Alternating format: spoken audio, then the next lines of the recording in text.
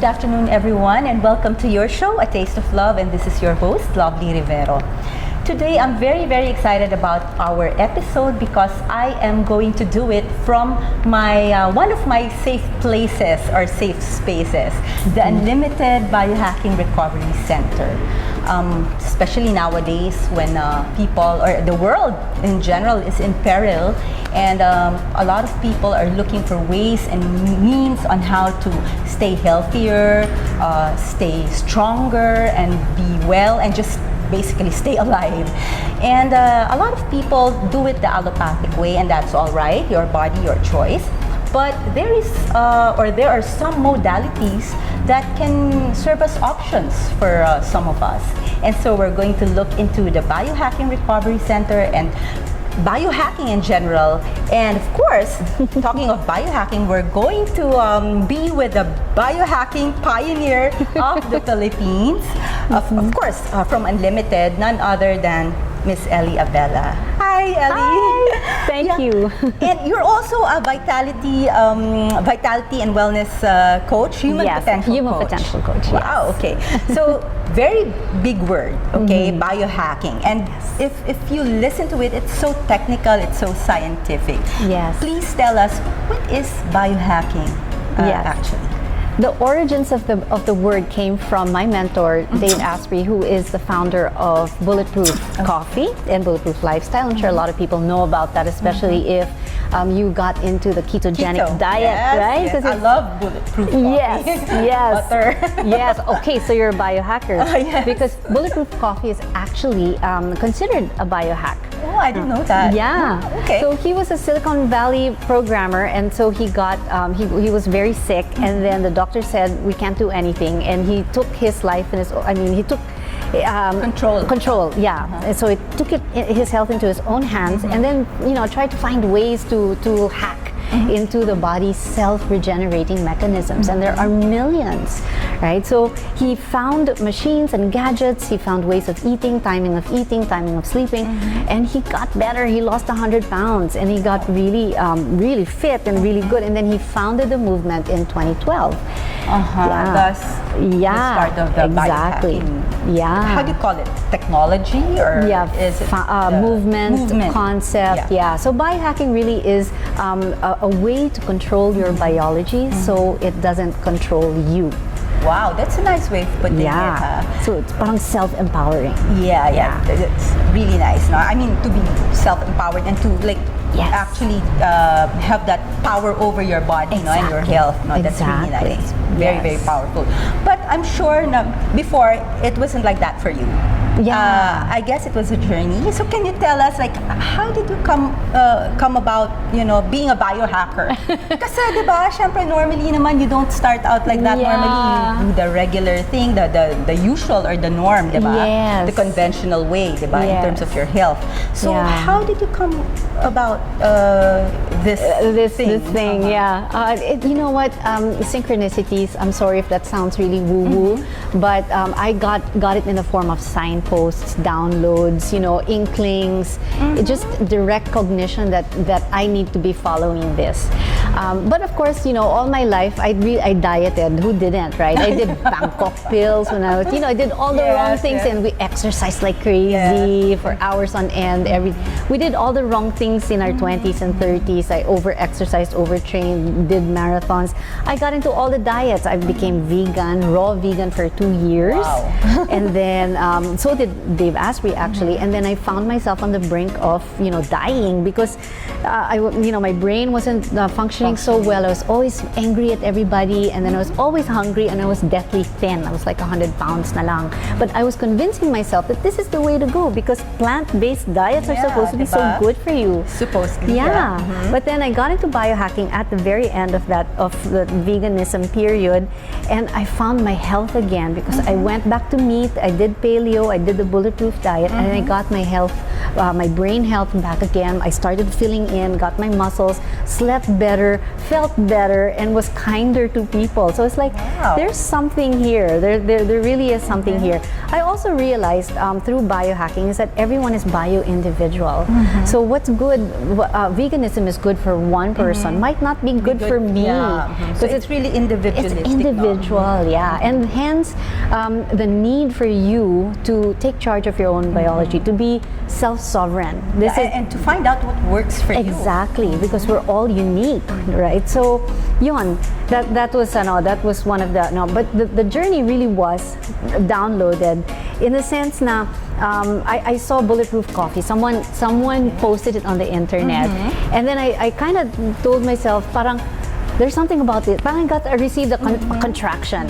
Parang there's something about this. So I followed the post, and then bought my own supplies from the reseller here, made my own cup of coffee, and then I sat down in the garden, and then I saw a tree, and as soon as I sipped, there was a butterfly that had come out of a cocoon, just come out freshly, and then the wings were already unfurled, were already had enough blood, and it was ready to fly. And something talaga came to me that moment na parang there's Something clicked. something here. There's something with this thing. I don't know what, but bahala na, di ba? So I just followed my nose. I followed Dave Asprey, became a human potential coach, went to New York months later, and then from there, yun na, led to here. Okay, so Yeah. how did this start? I mean, of course, you have all that knowledge already, but Yes. syempre, for a setting like the Philippines, it's parang, you know, like, I'm sure as a business person also, because there's a Yes. business aspect to it, it's kind of difficult because, diba, we're so used to like popping pills, Yes. going to the, you know, the Yes. conventional, the doctors, the hospitals, and Yeah. going through all of these conventional means, no, of getting Yes. well or being well. So, Yeah. what pushed you to actually start Unlimited Biohacking? And what do you do here, actually? What are the services that you offer? Yeah. So what pushed me to open this up is because I saw real life-changing results just from changing your diet and being in charge of your own health and knowing yourself, you know, knowing what is good for you as a unique person. Just the thing about changing your diet, taking out kryptonite, which is the first rule in biohacking, is to remove kryptonite. Whatever it weakens you, take it out. You know, Whatever is your toxic kryptonite. Yeah, toxic food, toxic people, toxic environment, toxic shampoos, makeup, all of that. Remove all of that. Oh my gosh. You'll get your health, 70% of your health will improve just by doing that. You know, it's so effective eh. So yun, that's what got me started with biohacking. Saw people's lives change just from that. I'm like, you know, there really is something here, and the world needs a change, and people need to take charge of it. And it's really more important now, the message, more than ever because of COVID. Yes, Diba? exactly. So it's very, very timely that Yeah. you offer this modality. Yes. No, it's an alternative maybe to some, but Yes. you know, who knows, no? I think really people should have options, no, in Yes. terms of, you know, getting healthier or you being well, diba? Yes. Okay, so in this center, what do you offer? Really, because there are a lot of programs, diba? Yeah. So, Yeah. and how do you assess? Like, anybody ba can just walk in Yes. and you do biohacking, or how do you assess a person if she's fit or he or she is fit to do biohacking? Yeah. So this place is actually a safe haven for everyone, and all the machines here and all my services are really addressing the individual at a cellular level. So it really is enlisting the help of your body's ability to self-regenerate and providing a platform for that to happen. This is what we do here. And so in essence, this place is really for from womb to tomb. It caters to everybody, no matter if you are going through a condition or if you just want to prevent getting COVID or cancer or any of that, because it's at a cellular level, and the machines are kind of adaptogenic, so wherever you need it, that's where it's going to go. Yeah. And I have my own practice, so Eli Abela, I have a private practice, and then I have Unlimited, which are the biohacking machines. But my private practice is the ultimate biohacking for me, because I'm a trauma therapist, and I also have a practice with kids with special needs. So I use neuroplasticity, I use a neurosomatic practice that will help them walk again, talk again. You know, for me, that's like the ultimate human potential. Yeah, of course. You know, if having a condition and just, you know, like getting over that and being as normal as you can be, that's, you know, really powerful. Okay, so for our next episode, because this, you know, ang hirap ano kasi our times are very limited. Yes. But for the next episode, you'll have to show us your machines, your equipment, and we'll go through it, and you'll have to explain to us one by one what it does. Okay. Yes. So that more people will realize that there are other options out there that they can try, diba? Yes. Okay. So where is Unlimited located at?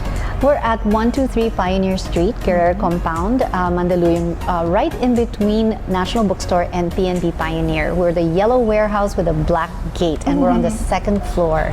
Yeah. Okay. And also, what if you have comorbidities, like ailments that you have? Is that a consideration? No.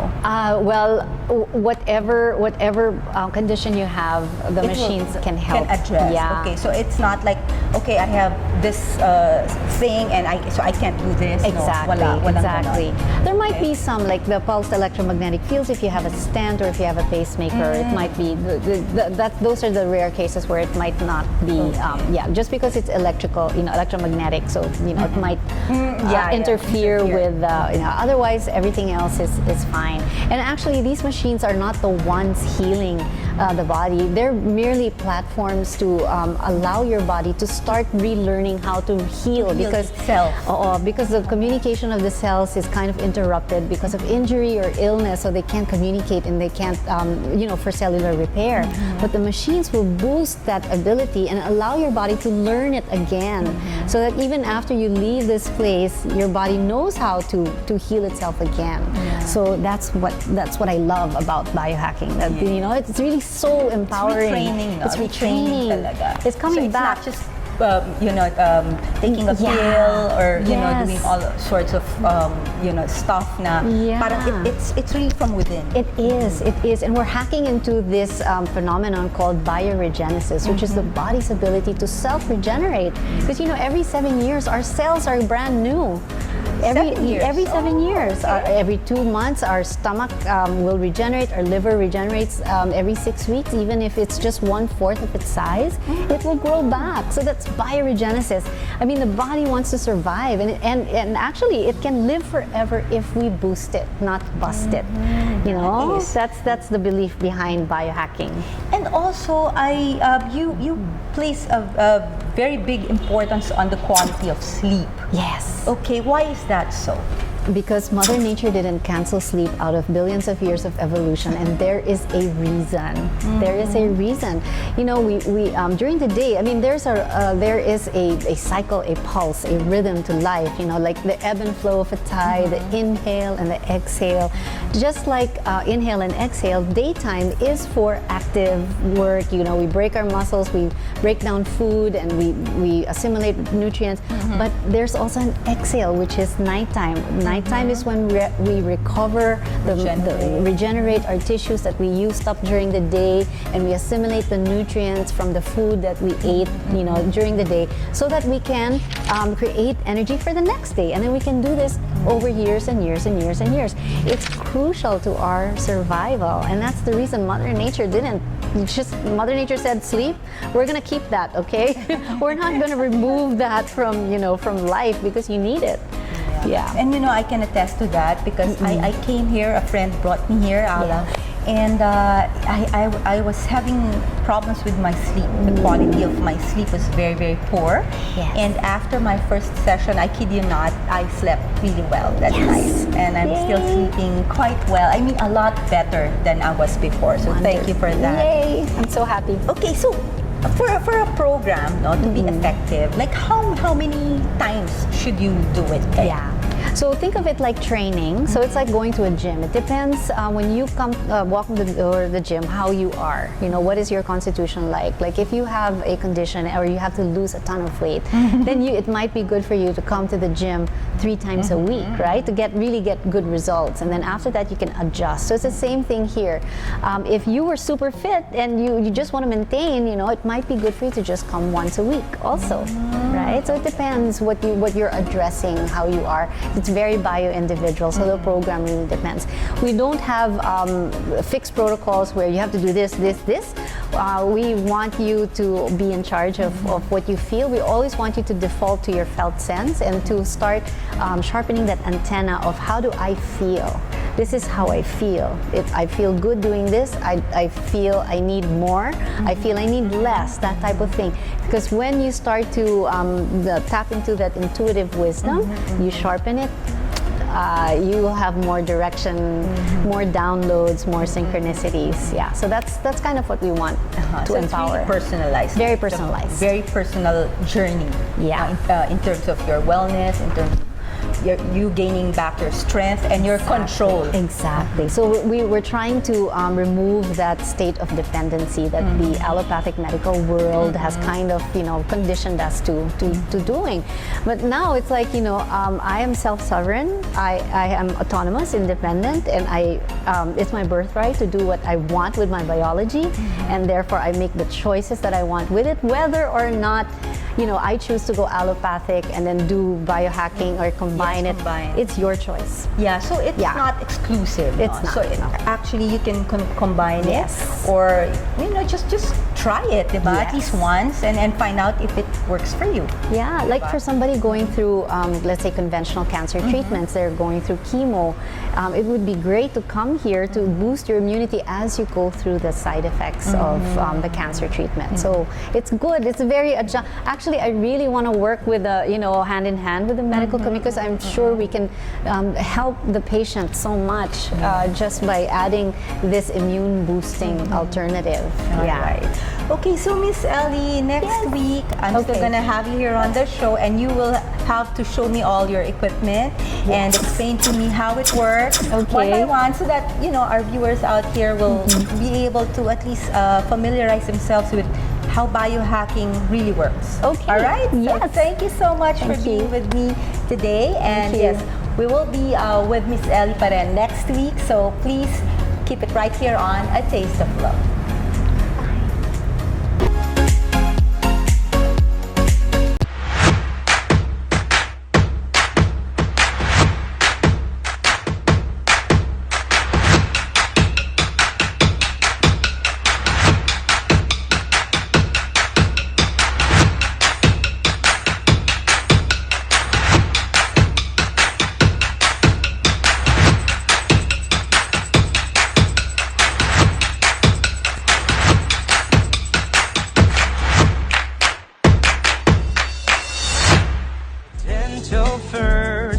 teeth health comes first. It's here at Dental First, where your teeth health comes first. Dental First. Your teeth deserve the best. Cafe Nasi.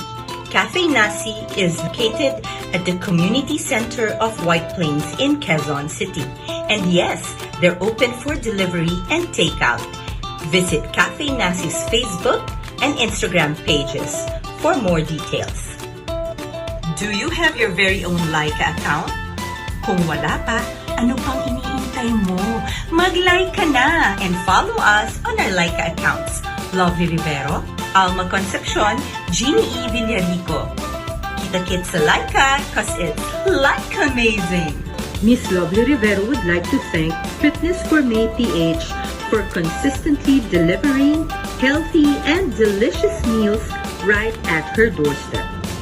Janina's Taba at Aligenong Alimango, the best in Davao, is now available here in Manila. Just visit their social media accounts to order.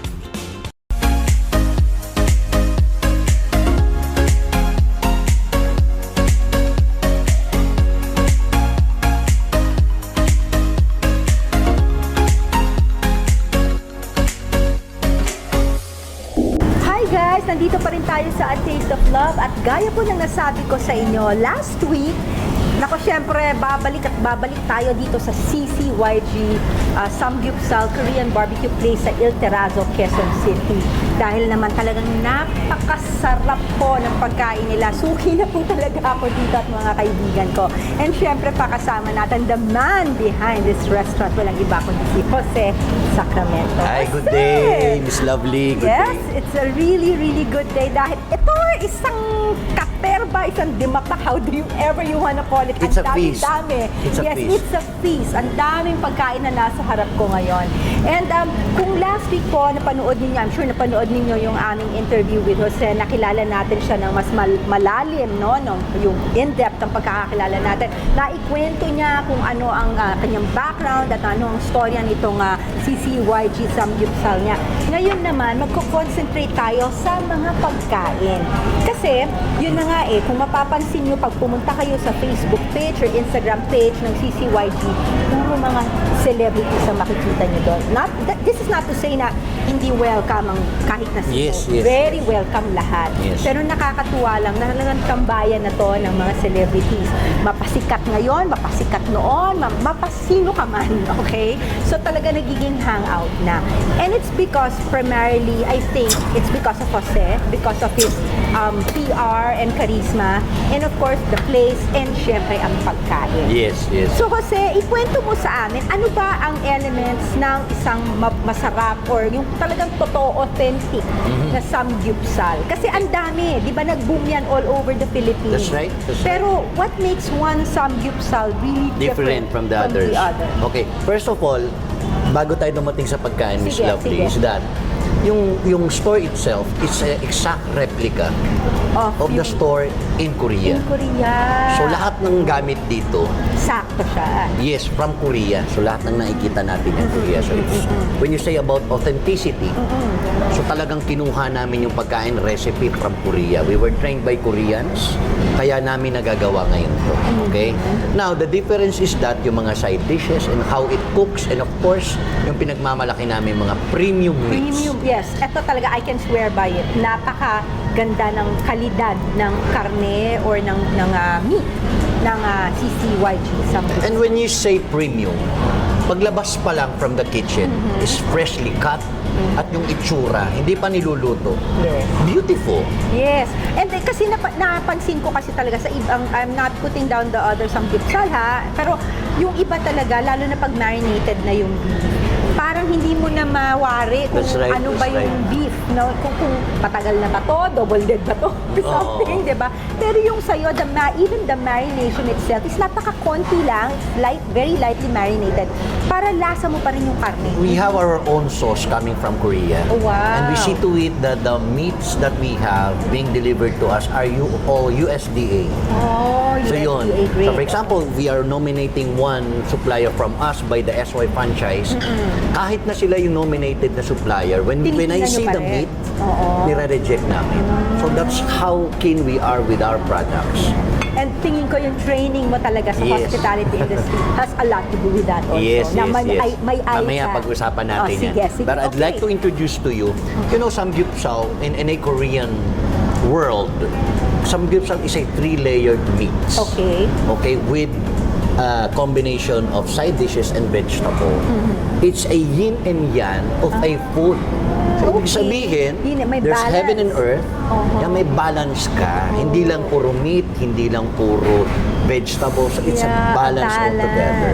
Oo. Remember, there was I think if you could still Stairway to Heaven, I don't know, or Jamgyum, Jamgyum. Yung isang Ayan. Korean novela. So, she's a physician for the emperor, Jungjung.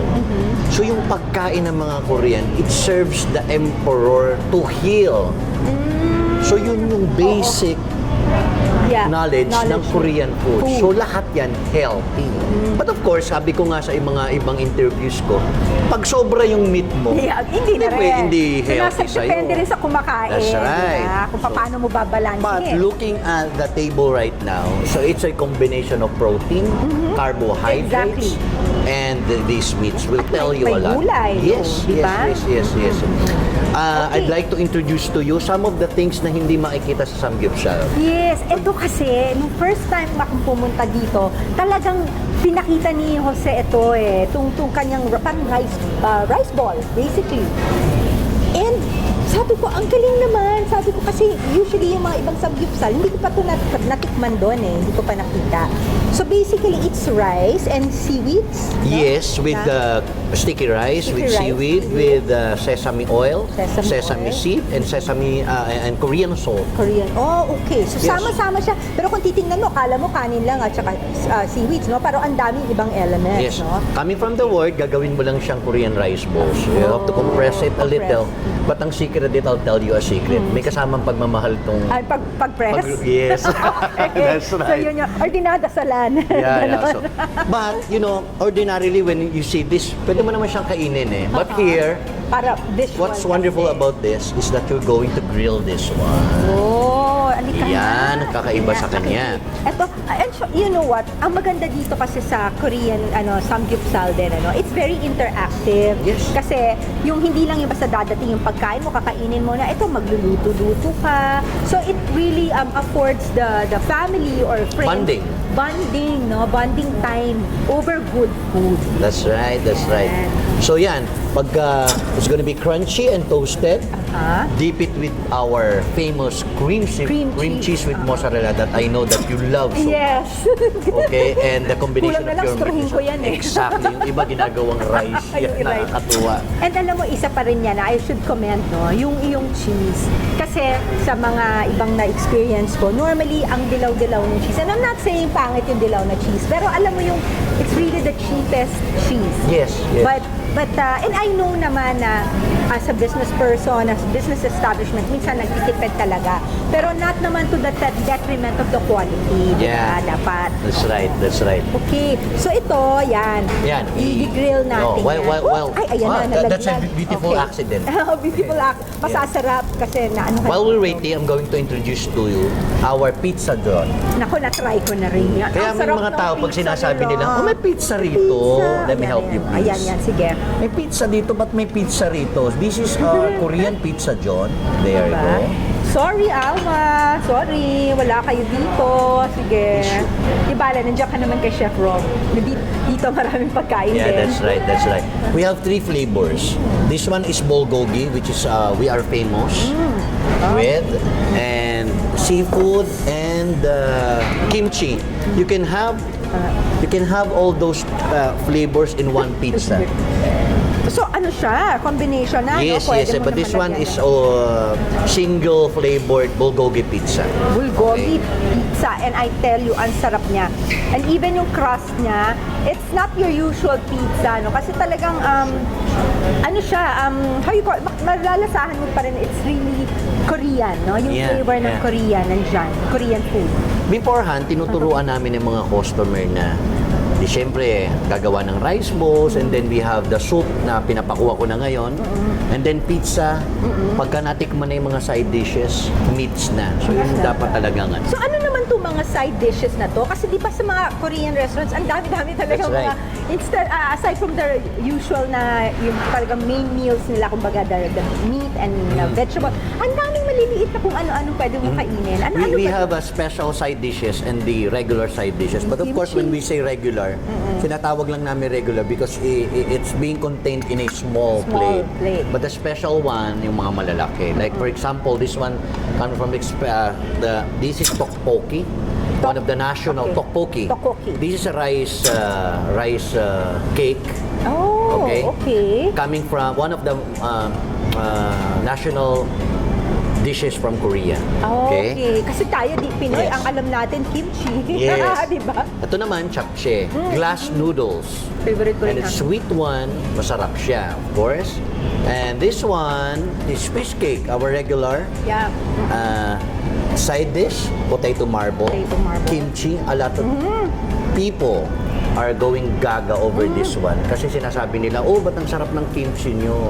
Bakit ganyan? At saka alam mo, ang It's kimchi crunchy. talaga, it's crunchy. At saka hindi, maanghang siya, pero hindi yung maanghang na parang ayaw mo nang kainin. Yes, Yung yes. parang lalo mo pang ang gusto, napapadami. What I kain love mo. about our kimchi is that yung kimchi kasi basically it has a anti-cancer element. Property. At saka alam mo, very good yan for gut health. Exactly. Oo, maganda yan sa digestion. And of course, meron kaming seaweed soup. Seaweed soup. Yan. Yan ang Oo. counterpart ng miso soup sa Japanese. Oh. Yan. Of course, ito naman, yung nakita mo naman ito, these are a la carte. So, aside from the samgyupsal, we have a la carte. Oh, okay. Kung halimbawa ako, pumunta ako dito ng halimbawa hapon, hindi ako ganong gutom, hindi ako magsasambutan.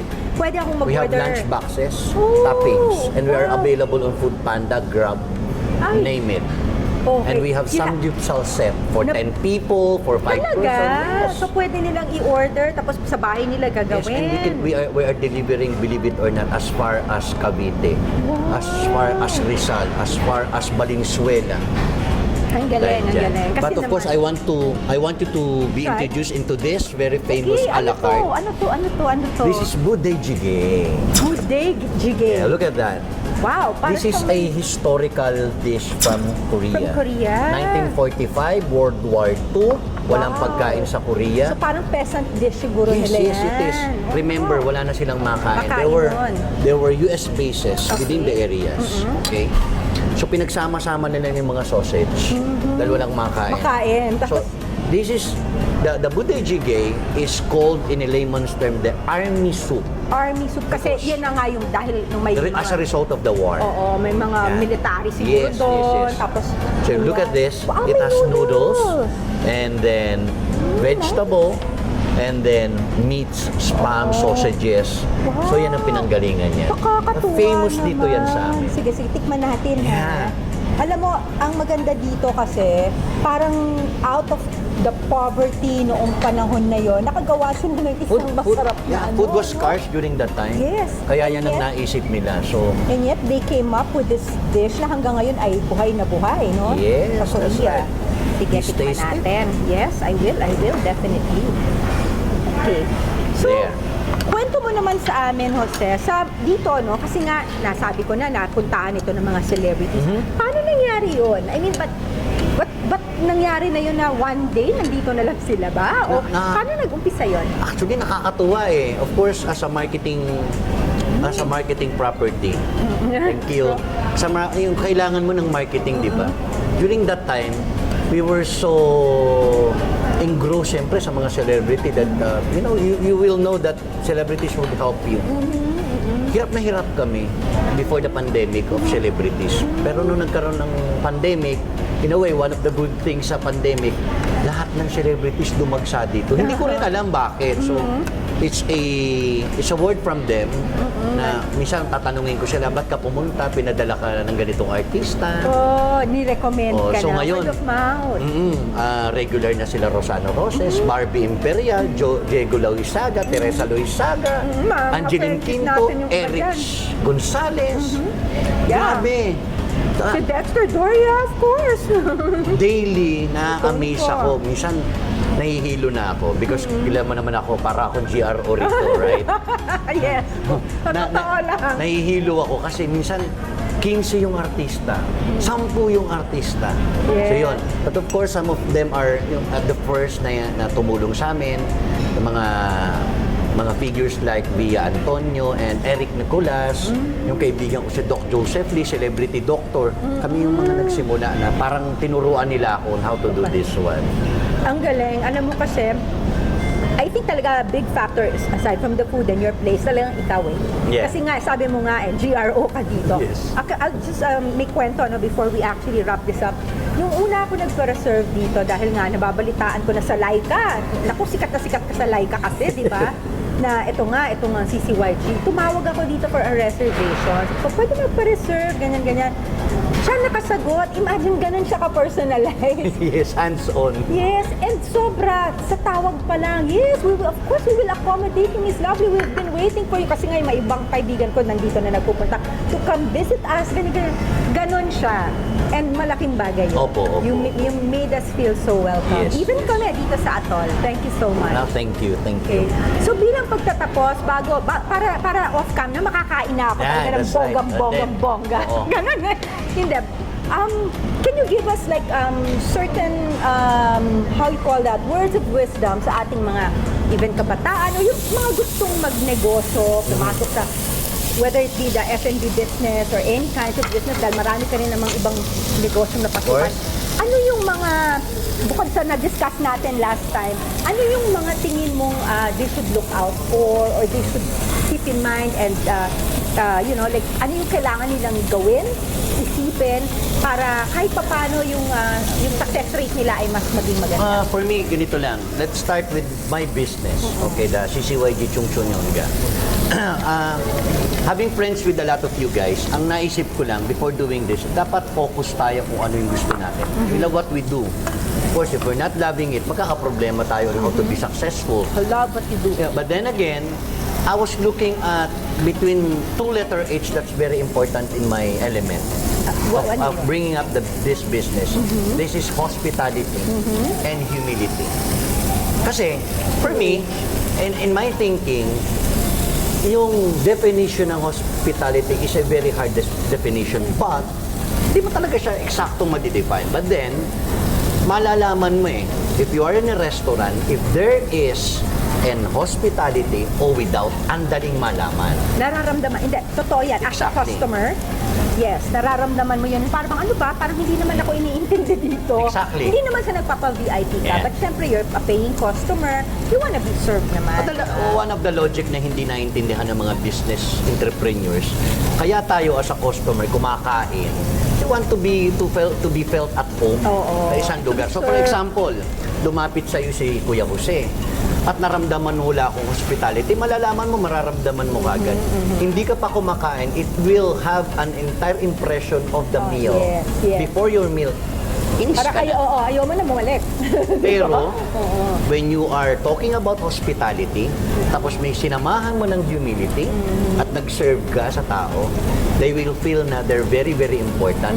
Lalong sumasarap yung masarap mo ng pagkain. That's true. So it's That's a the whole secret. dining It's not actually a experience. secret. That's right. That's right. I think, So I guess na ikaw naman, you can see here Oo yung naman. mga kaibigan natin and everyone.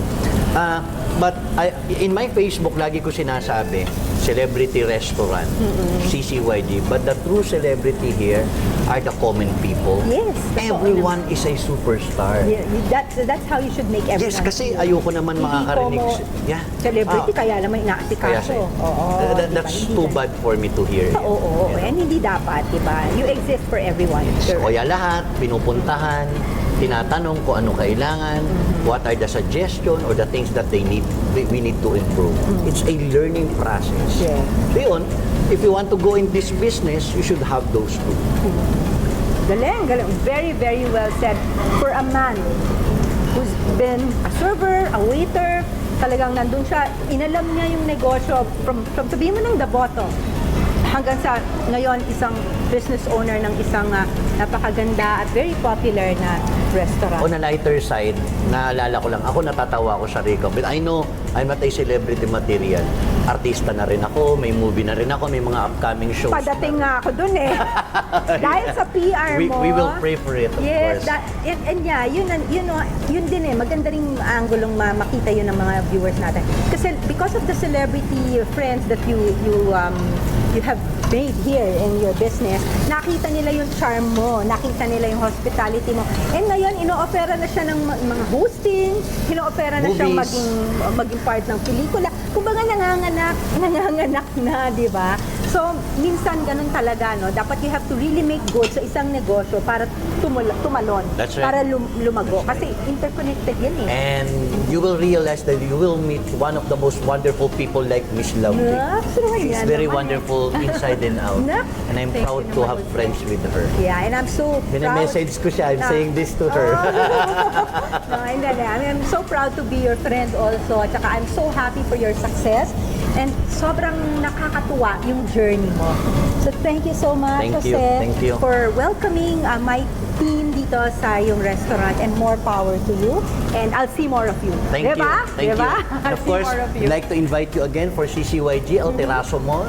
499 premium pork, beef and chicken, all authentic Korean barbecue.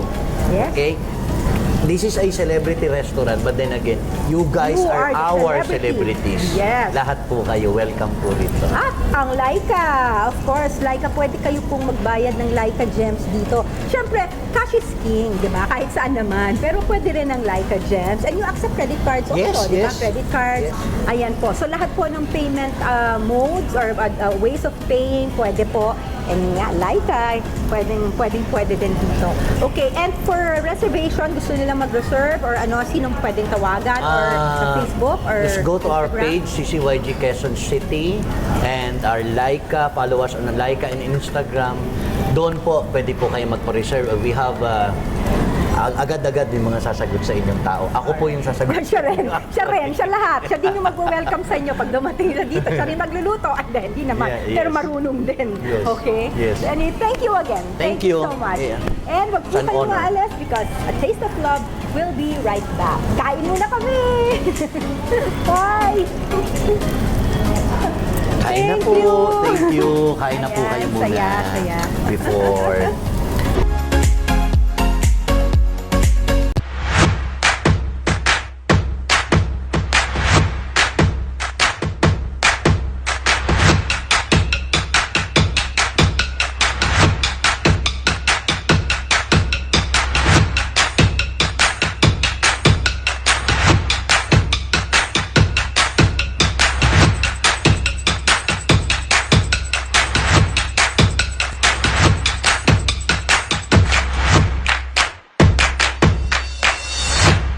Dental first, where your teeth health comes first.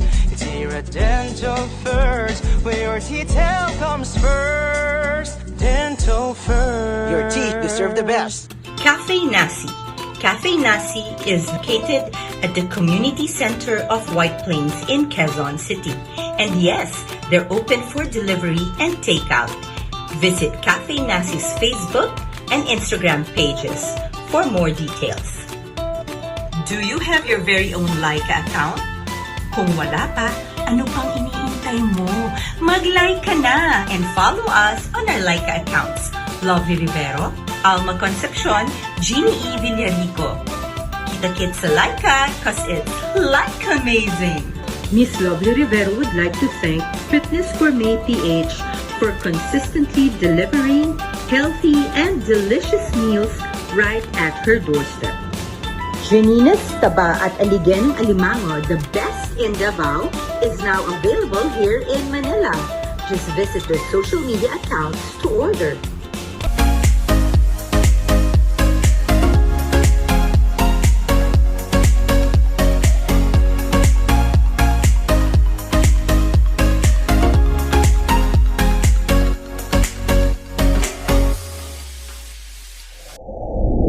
Hello mga katropa sa kusina. I'm your chef Rob Pengson and welcome to Alianza Kitchen. Today magluluto tayo ng instant paella. Instant siya dahil pinadali ko siya para sa inyo sa bahay. So let's get to our ingredients. Come on! Okay guys, so tingnan natin ngayon ang ingredients for our paella. So unang-una, very important syempre is the rice. Dito gumagamit tayo ng paella rice or arroz bomba. Bomba rice, no? That's paella rice. But you can also use any short grain rice na medyo malakit ng slight. Meron tayong bell peppers, mussels or tahong, prawns, onions, garlic, lemon for garnish, and an ingredient that I really love is kabute, mushroom. Oyster mushroom tayo dito. Tsaka, tanggalin na natin ito, no? Oyster mushroom. Tsaka ito, king oyster mushroom, which is also one of my favorites. So I'm just gonna slice it like this. And pag gumagawa ako ng paella, is importante sa akin is maganda yung kanyang texture, no? So hindi ko siya masyadong dinaday sa maliliit. Keep it whole. Para pagkain nyo, there's a nice surprise. And it's nice, gives texture, and imparts a lot of flavor. Alright, so next up, meron na tayo dito, naka-ready na ang ating paellera. And of course, yung stock. Now, ito, dito sa Alianza, may ready na kami na paella stock. Ito po yun, no? Kasi, dito dinadala talaga yung all the flavor of the paella comes from the stock. However, if you're at home, you can simply make water with the bouillon cube. If it's seafood, you can put seafood cube, or you can put chicken cube. You can use these things to make it easier and faster for you. Great! So dito na tayo sa ating paellera at makikita mong mainit-init na siya. What I'm gonna do now is very simply put our wonderful kabute. One of my favorite ingredients in the whole world. Very healthy. Good for your gut microbiome. Yon. Diba? Diyan lang siya. And then, we'll season it with a little bit of salt. At papayagan lang natin siyang mag-brown ng konti para... Yes. There you have it. Alright, so here we have our kabute. And all we want here, ayan na nagba-brown na yung iba. Yan ang gusto natin eh. Kasi pag nag-brown siya, ang tawag namin dito sa culinary arts ay caramelization. Nagka-caramelize yung mga sugar sa mga ingredients na linuluto natin. Sugar or carbohydrates. Because most ingredients are a combination of fat, protein, and carbohydrates anyway. Yun. So ngayon na nag-brown na siya, yun. Medyo sumasarap na yung ating delicious mushrooms. We're gonna add the rest of the ingredients. And I like to add it all at once. So we have the onions there. We have the bell peppers. We have the garlic. And this is called sofrito. Ang sofrito ay linuto na namin dati na onions, bell peppers, garlic, and tomato para talagang maging intense yung kanyang lasa. Kung wala kayong ganito, pwede kayong mag-substitute ng tomato paste. Yun. Swak na swak. So, we're gonna cook this a little bit. Can I have some olive oil, please? And I can tell that my pan's a bit dry because I don't like to put so much olive oil all the time. But you gotta... I'll just add para maluto siya. And then we're gonna cook this. Yun. Looks good.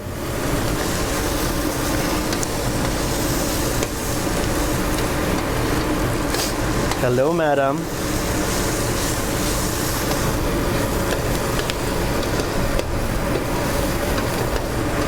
Isn't it wonderful, madam? All right, next up, very simply, we put our rice. Oh, diba?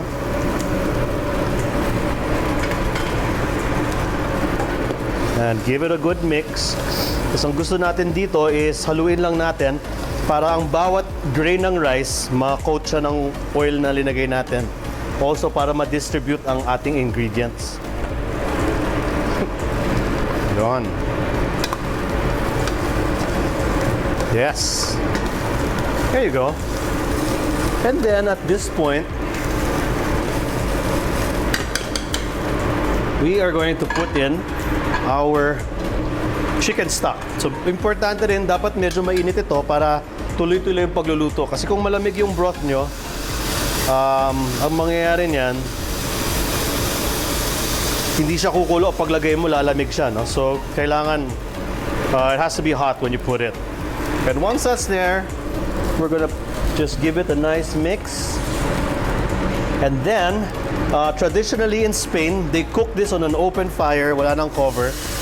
And so we're gonna cook that until maluto yung rice. We just have to make sure it's flat and distribute everything there. And wait for about 15 to 20 minutes. Tapos yung seafood natin, since ayaw natin siya ma-overcook, ilalagay natin siya sa pinakahuli na.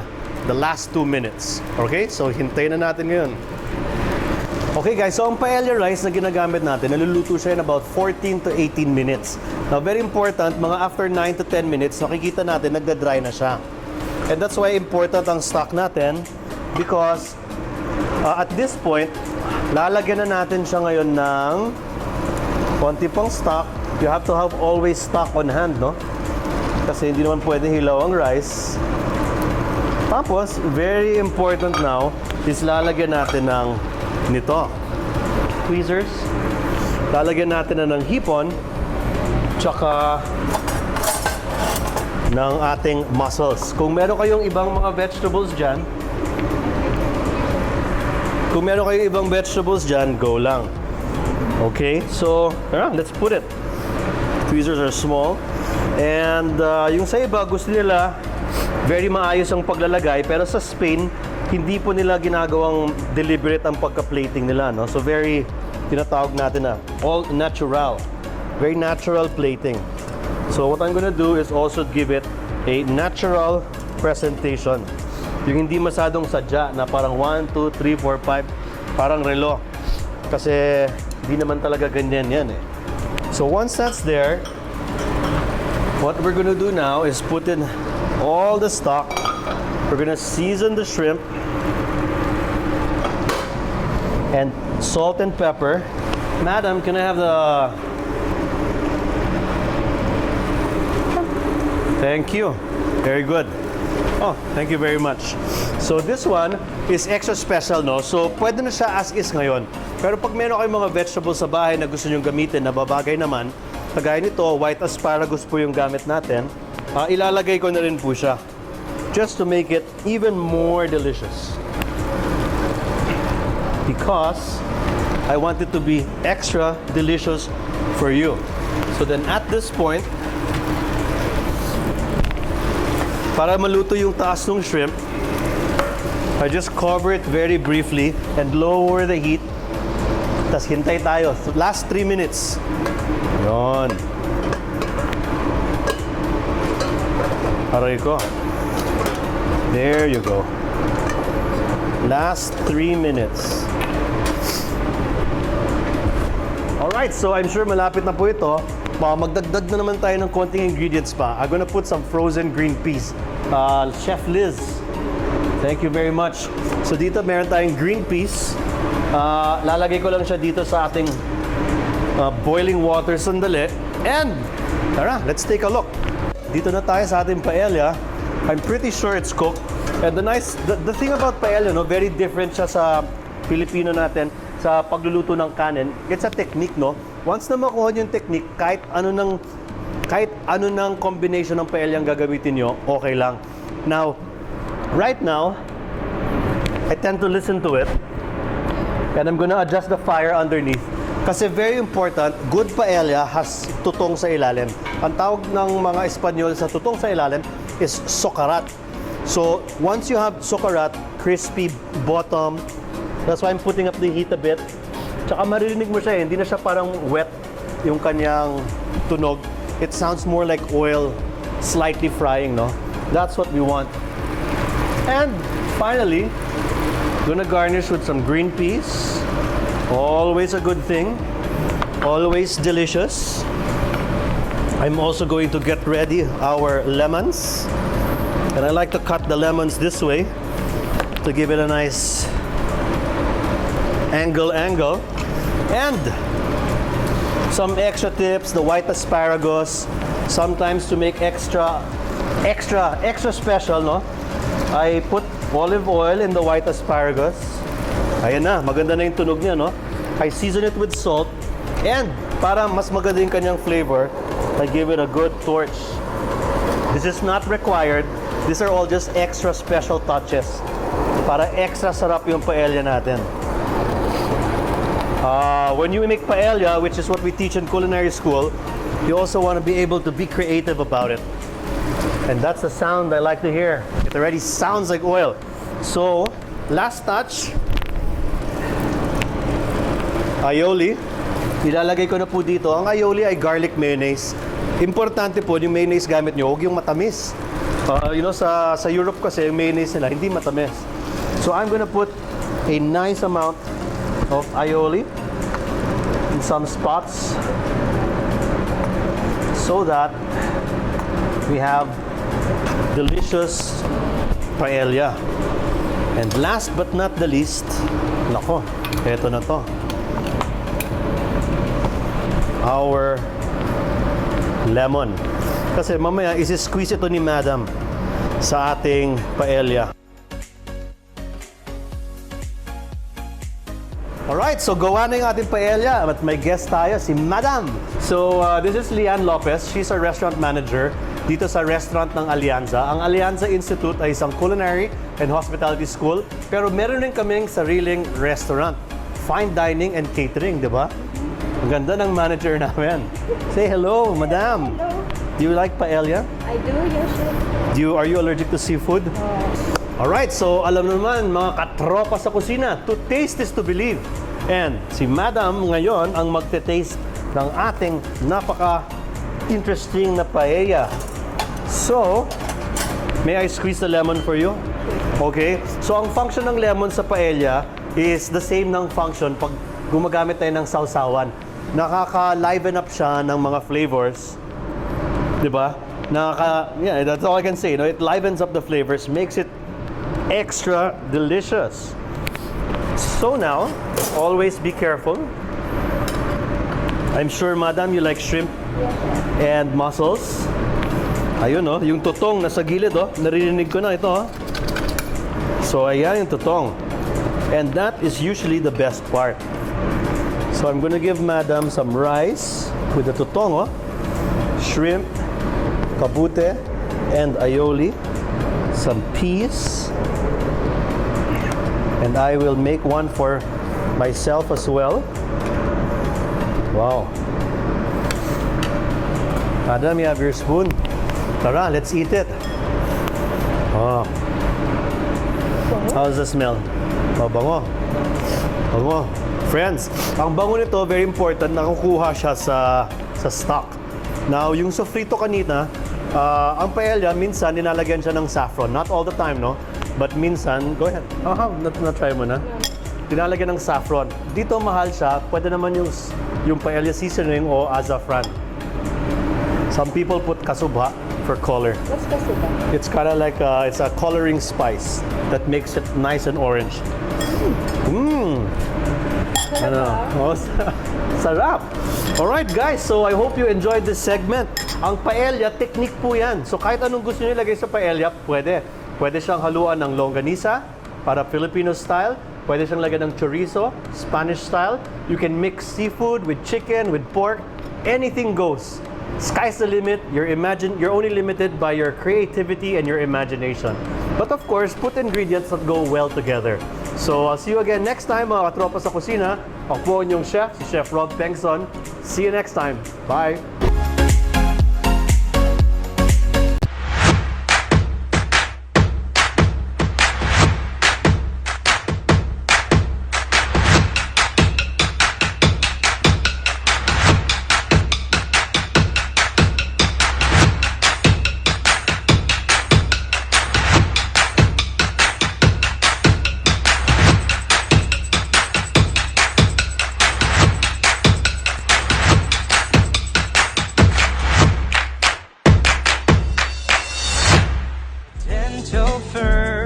teeth health comes first.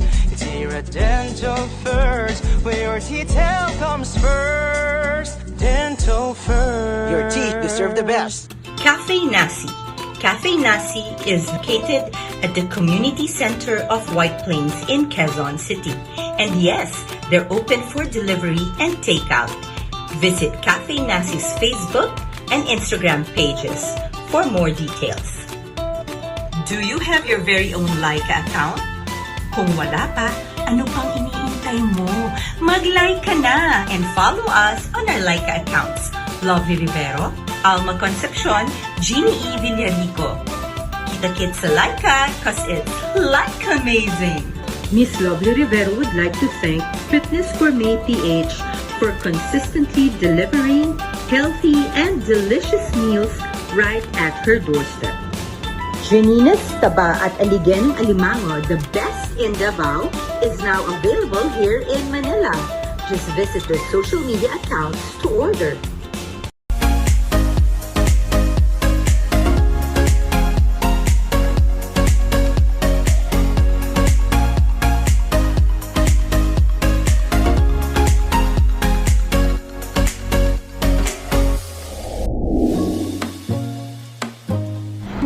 akong bibisitahin. Ito, sobrang interested ako dahil gustong-gusto ko talaga anything about beauty. Naku, kasi sino ba naman ang ayaw gumanda kahit paano, hindi ba?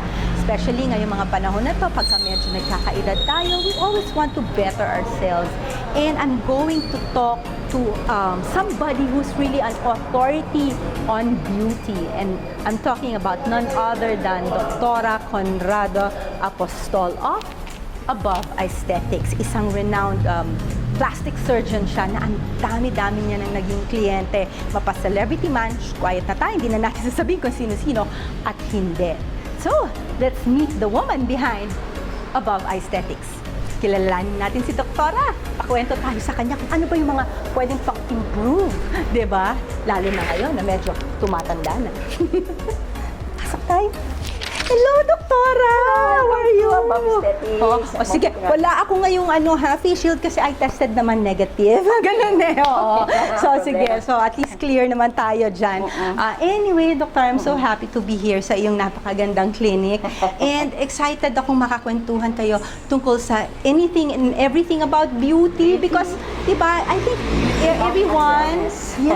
I think everyone naman gusto natin ng mag-improve yung ating sarili, yung ating physical as well as of course yung ating well-being, 'di ba? Yung health natin and physical beauty natin. Gusto natin yan enhance, 'di ba?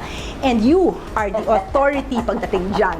Kaya magkikwentuhan po tayo doon sa clinic mo siguro. Sige. Tuloy.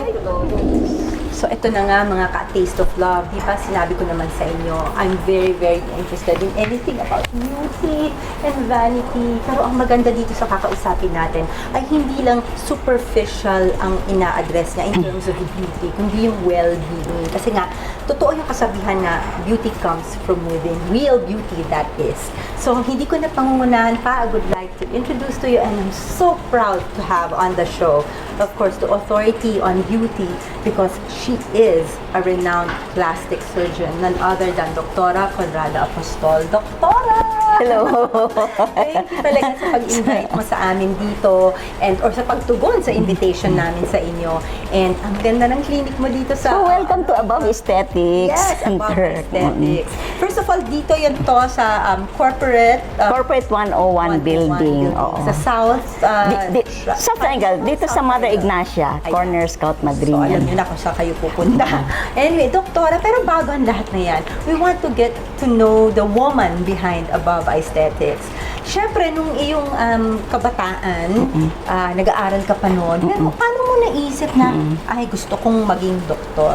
Kasi di ba usually, kapag ka mga bata pa, ang daming pumapasok sa isip minsan hindi mo alam, ano gusto kong gawin sa buhay ko? Ikaw, Doktora, alam mo na ba na magiging doktor ka talaga? Maliit pa ako, gusto ko na maging doktor kasi ang lolo ko doktor, ang tita ko, mga kapatid ko, ate. So, doctors. 6 kami magkakapatid, 3 babae, 3 lalaki. Kaming 3 nagdoktor. So, sabi ng mama ko, nakakasawa ng mga so mag-abogado ka, napaka-piloso. Pero gusto ko tayong doktor. Kaya lang, ako yung madaling maboard eh. Ayoko ng mga ganun-ganun lang. Ayoko ng mga kaya gusto ko action. Kaya napili ko surgery.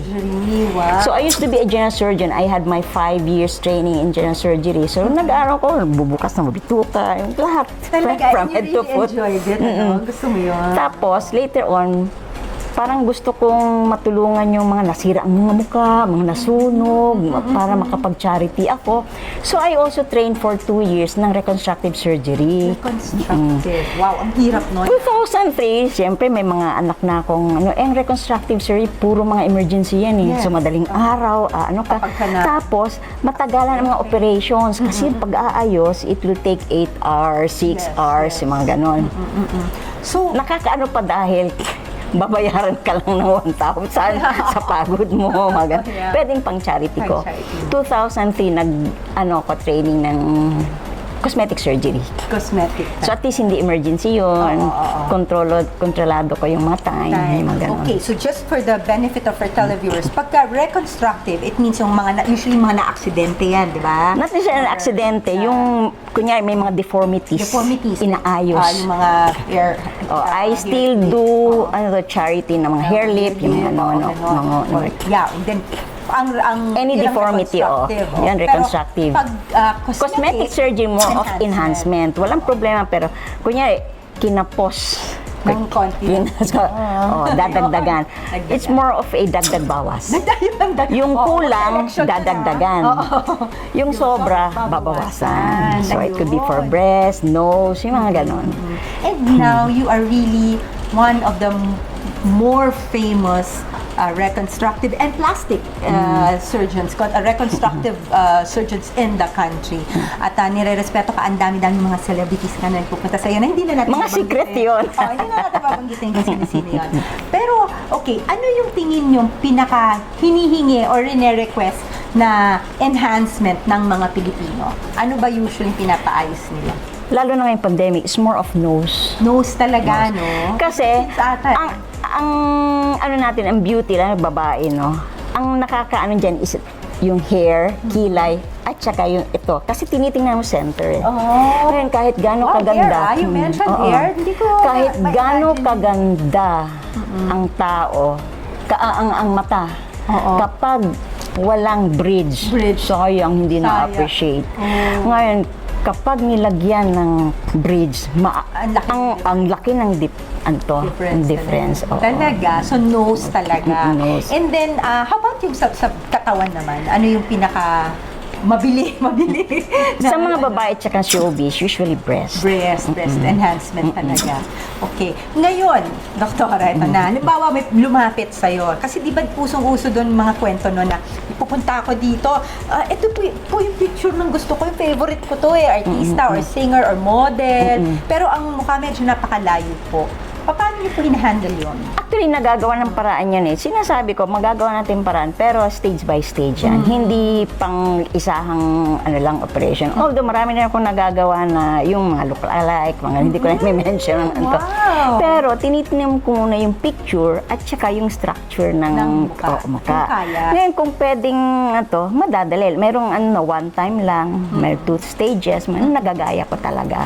Wow, Kaya lang yung mga kunyari, yung structure, mga bone structure, tapos ipapagay napakalit. Malaking yun dahil lalagariin natin yung mga talagang matrabaho. Pero ngayon, ang ko kasi, even if I'm a plastic surgeon, last option ko ang surgery. Kung pwedeng magawa ng non-invasive, mga yun ang yun ang first line of defense. At saka ngayon, dito kasi sa Above Aesthetics, ang ang tagline is beauty above and beyond. Kaya nga tawag nila sa akin the only holistic cosmetic surgeon kasi merong kunya napupunta dito, maganda. Gusto ko magpailong, mga ganyan. Pero nakikita maganda naman. Sabi ko, ayusin mo lang yung buhok mo. Holistic ang approach ko. Kulang ka lang sa lipstick. Minsan merong ang ganda-ganda na. Tapos, Doc, mo nga ako. Gusto ko magpa-opera. Sabi ko, change your outfit. Ang baduy mo. Ay, galing. Doktor, tapos minsan merong Doc, gusto kong ipagawa ang ilong. Mga ganyan. So, kaya nga, ang mga pasyente ko, talagang kinakausap mo na at least an hour. Kasi by then, o-observe ko yung mga mannerisms nila. Kasi alam at saka natitingnan ko yung mata. Kasi may iba na, ang ganda, kaya lang kulang ng luster. At saka unang pinipicturean ko sila. Tingnan mo, gusto mong magpagawa ng ilong, pero pag tiningnan mo itong picture mo, mata ang nakikita ko. May pinagdadaanan ka, sabi kong gano'n. Doktora, may pagkamanghuhula kayo, Joke lang po. I've been doing surgery since 1988. Maraming lumalapit, gusto magpagandang pero maganda na sila. So, ang napapansin ko, it's the mata. So, mapunta tayo dyan, doktora. Kasi, diba, napag-usapan na natin before, yun nga na, parang in a way, you look at your patient, no, or the people who come to you as a whole. Yes. No, hindi lang yung pagka pumunta dito, gusto ko magpagawa ng ganyan. Sige, gawin natin. Hindi. May lecture muna, may sermon muna. Kaya aging. Bago ko gawin yan, inaano ko na, yung mga causes, bakit ka nag-age, inaano ko, may mga emotions ba? Kasi stress is the root cause of all diseases. Nakakatanda, nakakapangit. At saka mga negative emotions, nagbabara ang mga Kaya nag-aral nga kasi ako ng acupuncture. The purpose is to unblock the chi. Para ang ganda ng blood circulation mo, mga ganon. Like kunyari, sinasabi mo mga may melasma, that's also caused by stress. Kasi ang stress nagmamanifest sa face eh. Tapos pag nagko-contract yan, yung flow ng blood, yung chi, hindi na ano. Kaya imbis na nalalabas yung mga toxins natin, dito naglalabasan with the cosmetics pa natin, yung mga lights, yung mga di ba? So lahat ng toxins and yung environmental factors talagang nakakapangit. Kaya alam ng mga tao na stressed out ako kasi ito unang namamantya. Naku, so sobrang stress pala ako. Lalo na yung mga merong mga Spanish blood, yung mga Latin to. Ito talaga ang nagkakaroon talaga ng ano, no? Sabi nga nila yung melasma daw nga noon is parang because of the sun or sun exposure, but it could also be kaya nga tinatawag na age spots. Habang tumatanda, dumadaming mga blockage. Tinatawag ng liver spots because pag merong negative emotions na babara na hindi natin nailabas, ang liver meridian natin ang nababara. So tamad ang liver to detoxify. So tawag doon liver spots. Yun naman sunspot naman tawag na iba kasi yun ang aggravate ng ito. Nako, ang sarap kakwentuhan ni Doktora. Ang dami kong natututunan. Nako, mamaya mag-ano tayo kung anong gagawin sa akin. Ay, ganun eh. Talaga naging personal consultation daw. Hindi, pero Doktora, ganito kasi medyo maikli ang ating oras. Dahil alam mo naman ang mga show na ganito, pag kasarapan na ng usapan, dun pa kailangang mag-ending. Pero babalik ko ulit next week sa amin. Itutuloy natin to kasi kung hindi nyo na itatanong, isa si Doktora sa mga nag-set up ng The Farm. Yung kanina The Farm San Benito. Oo, wellness center doon. The Farm. Aesthetic Center. Aesthetic Center ng The Farm ng San Benito. And sino ba naman ang hindi nangangarap pumunta sa The Farm? Pag wala ng pandemya, dalhin ko kayo doon. Ay, naku, ayan. Gusto namin yung Doktora. Doon tayo mag-show. Mag-cover natin ang mga facility at saka yung mga ginagawa nyo doon. Pero Doktora, yun na nga, ibabalik ka ulit next week. Pag-uusapan natin ano ba yung mga services at ano ba yung mga ginagawa mo, yung mga pwede nila, halimbawa yung mga viewers natin, interesado, ano ba yung mga pwede nilang isangguning problema sa inyo at anong pwede nyo magawa for them. So, ayan na, next week ulit. Sige. But meantime, magpapaalam muna tayo sa ating mga ka-Taste of Love. Thank you guys for joining us. Sana nagustuhan nyo ang aming show for today. And next week, andyan pa rin si Miss Alma Concepcion. At syempre, meron pa rin tayong culinary. At of course, kasama pa rin natin si Doktora para sa mas masusing usapang beauty and wellness. This has been Lovely Rivero saying, please be kind to one another because the world needs it, especially now. See you again next week. Bye! Bye!